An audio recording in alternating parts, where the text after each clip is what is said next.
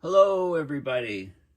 My name is Paul Beckwith, and in this video, I want to talk about a paper that has just come out recently on the Southern Ocean carbon sink. Many people don't realize that of the emissions of CO2 and other greenhouse gases that get it up into the atmosphere, a large percentage of them are absorbed by the oceans and also in plants across the earth, like the Amazon rainforest. So these natural so-called sinks of carbon are vital for capturing lots of the CO2 and sort of buffering how much of the CO2 ends up in the atmosphere to cause climate change disruption. So about half of what we put up into the atmosphere is quickly removed by these sinks, whether it be the forests, the plants, or the oceans. And there's many different parameters that determine how much CO2 is absorbed in the oceans. Things like ocean temperature, stratification of the ocean, etc., ocean currents. One of the key physical factors is that as the oceans get warmer and warmer, the physics is that when you have warmer liquids, warmer water, you can dissolve more solids like salt and minerals and things. Can dissolve more readily in warmer water because the molecules are moving faster and they hit the solid material and they cause more dissolving of it. But the opposite holds for gases. Very, very cold water can absorb lots of gases like CO2 and methane, nitrous oxide, any other gas like nitrogen, oxygen, right? All those things. But when you warm the water, its ability to dissolve the gases decreases. So a warmer, more stratified ocean becomes hugely problematic to these ocean carbon sinks. So this paper I want to discuss is all about the southern oceans and where the CO2 and other gases are being dissolved and how that affects climate. So this is an article from the paper. This is sort of like the executive summary, if you like. So if you look at the different bands, different latitudes around Antarctica, if you're further away, so this is, if you're between the equator and 40 degrees south in this first loop or band, the absorption, the sink of carbon is dependent on the concentration of CO2 in the atmosphere. Higher concentrations in the atmosphere means more is dissolved into the water. The sea surface temperature is also very important. Like I said, this effect, warmer oceans dissolve less of the gases, colder oceans dissolve more. When you go to loop 2, the area between 40 south latitude and 60 south latitude, it still depends on the amount of CO2 in the atmosphere. Also, this is where a lot of the CO2 that's dissolved in the water is then used up by phytoplankton. Plants use it to undergo photosynthesis, right? So the chlorophyll A level is the amount of basically the chemical within the phytoplankton. So the CO2 is taken up into the phytoplankton. And loop 3, next to Antarctica, is more dominated by the sea ice concentration, how far the sea ice extends from Antarctica, no surprise there, and also by the sea surface salinity, how fresh the water is from meltwater, for example, from Antarctica. So we tend to get a sink here, and this region here is often a source, and then a sink region here, okay? And this is showing you when the water, when a lot of the CO2 is being absorbed, and in order to have it permanently removed, or not permanently, but removed for long periods of time, it needs to be sequestered. So the water needs to sink down to the ocean abyss and that carbon can then be kept down there for long periods of time in the deep water. So as the ocean stratifies and there's less mixing in the vertical direction, through the water column, then the sink weakens. And the winds, there's something called the southern annular mode of winds, which circumvent Antarctica.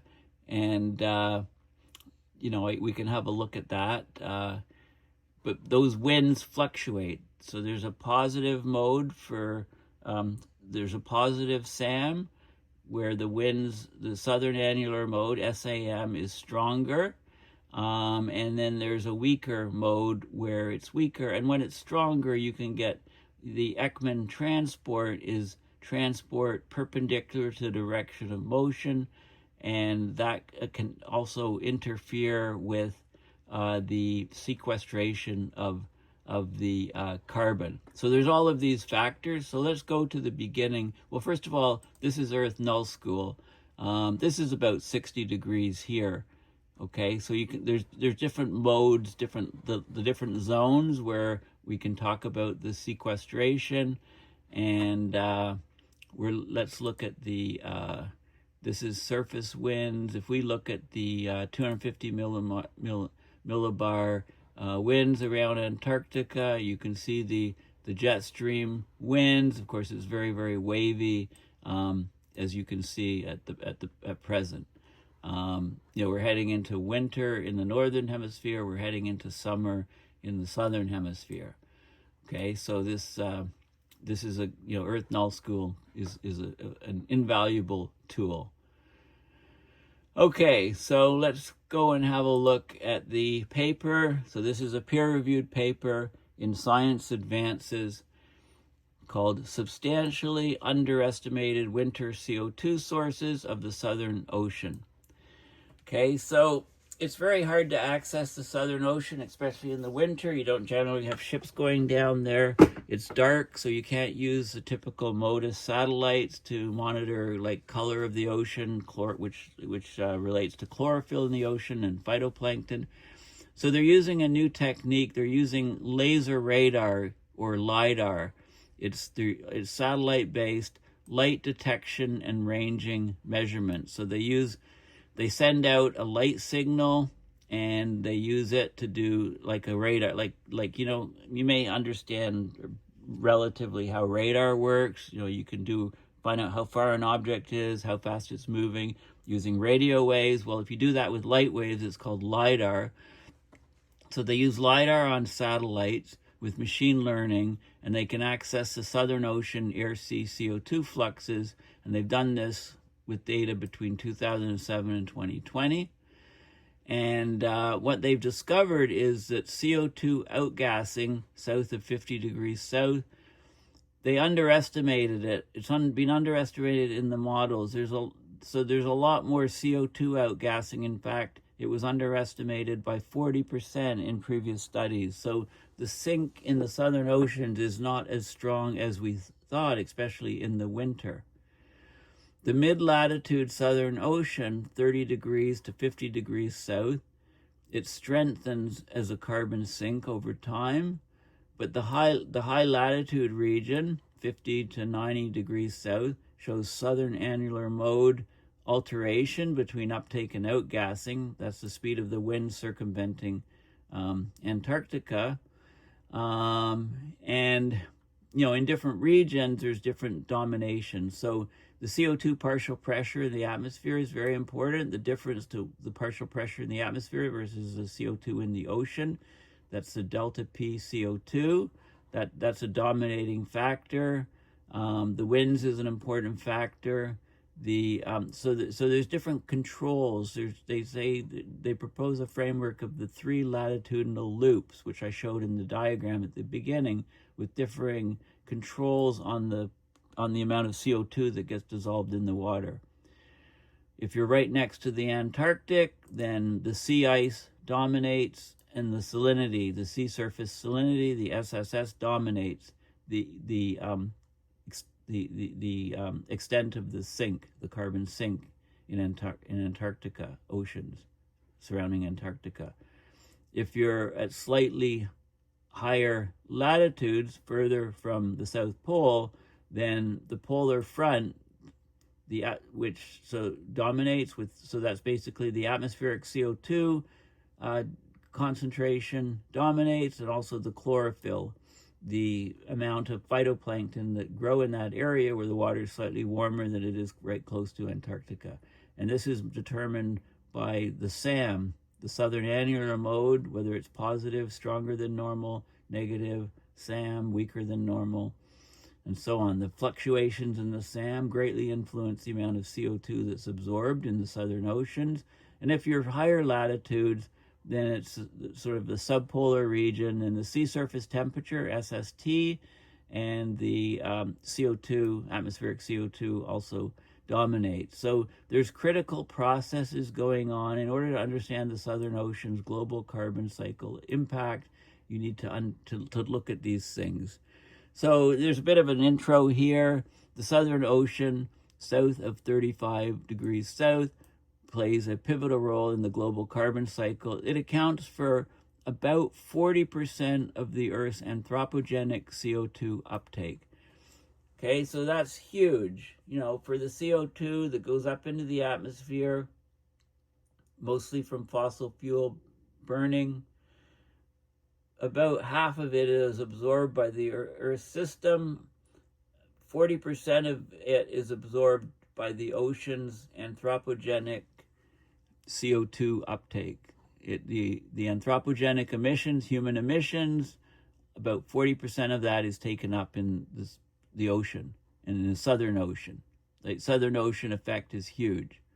So the Southern Ocean is a critical regulator of reverse climate system.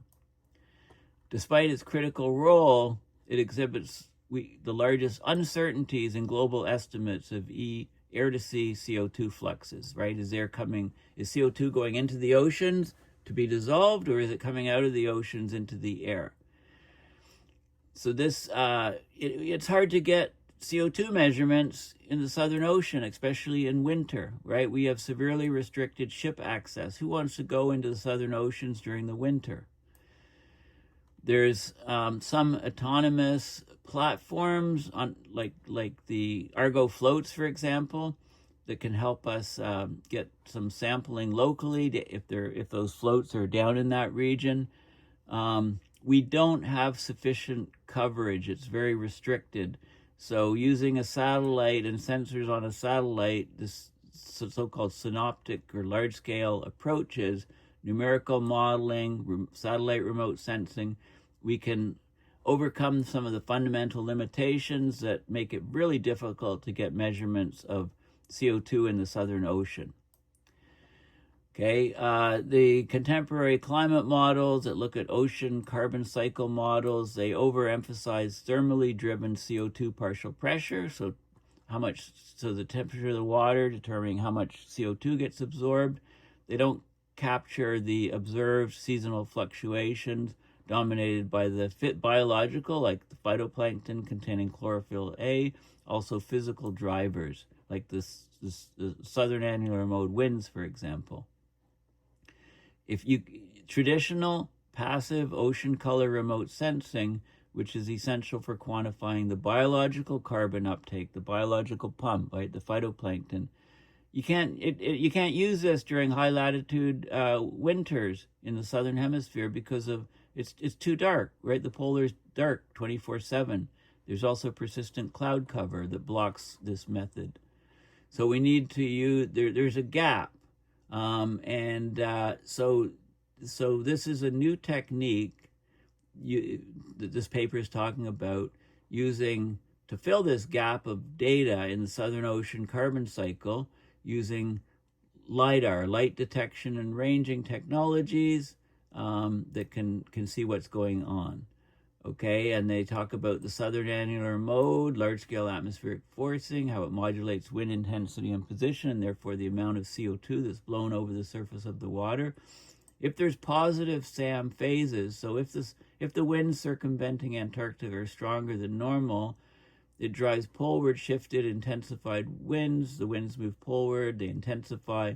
So it enhances upwelling of pre-industrial carbon reservoirs. So in other words, the CO2 that's in the water can be upwelled, and then you can get more outgassing of the CO2 across the subpolar Arctic zone. Also the ocean dynamics, notice this, namely the stratification, separation of the water into layers, and temperature anomalies from different climate modes or regional forcings regulate the fluxes. If you get suppression of the phytoplankton or phytoplankton blooms, the blooms actually draw down surface CO2, right? So the biological pump factors. So those are all different factors. And again, what they find is that it depends on the different zone, how far you are from the South Pole. So let's just have a look at the results here. So this is the months of the year here, and this is the carbon flux, grams of carbon. Negative is a strong sink into the ocean. Positive would be outgassing. So this is the monthly variation of the CO2 flux from 30 degrees south to 50 degrees south. So, okay, and what you can see is it peaks. The sink is the strongest about the 7th month of the year, and this is how it changes on a season. This is how it's been changing since 2007. So, with higher CO2 levels, the flux, the amount of CO2 going into the oceans has been increasing. So the ocean sink has been increasing typically, and it looks like it, has it stabilized since 2019? I guess that's a big question. This is at different latitudes. So this is further from the pole, right? 30 degrees south to 50 degrees south latitude. This is now 50 south to 90 south, and you can see a seasonal variation, and you can see that we actually get, we get a strong source of CO2 outgassing into the air, and it peaks around between 8 and 10 months. So about 9th month, it peaks, we're getting outgassing. So this is actually terrible because the carbon sink, not only is it getting weaker, but it's actually in this region, it's actually positive, it's outgassing. And this has been underestimated, as I said in the intro, by 40% over what our existing knowledge is. So this is a seasonal variation, and this is how it changes over time. So this is a key significant finding. This is showing you how there's difference in the regions, right? This is the mean flux, and you can see, a positive flux outgassing in this particular region. The ice is here. Of course, it's seasonal. So this is very concerning data. The MODIS satellite is not able to pick up stuff in the depth of the winter. So this is May, June, July, winter months in the southern hemisphere. Look at MODIS, very little data coverage. The LIDAR is the red, and you can get lots of coverage throughout the entire winter. That's what that's showing. There's you can divide it up into different sectors around Antarctica, and you can see so this is the Pacific Ocean, Atlantic Ocean, Indian Ocean, the total. This is a carbon flux from 2007 to 2021. If you get a stronger sink, you're lower down, and you can see what's happening. This is 30 to 50 south. You can see the yearly change in the different sectors. So 1 sector, 2 sectors, 3 sectors. The combined total is the black curve. And you can see variation among the sectors, which depends on many factors.